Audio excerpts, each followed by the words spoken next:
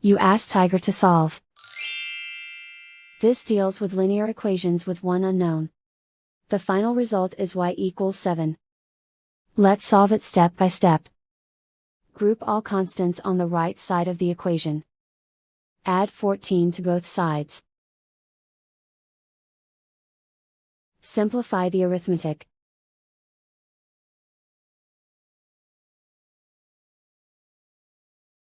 Isolate the y. Divide both sides by 2.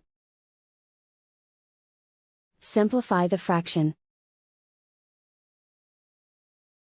Find the greatest common factor of the numerator and denominator.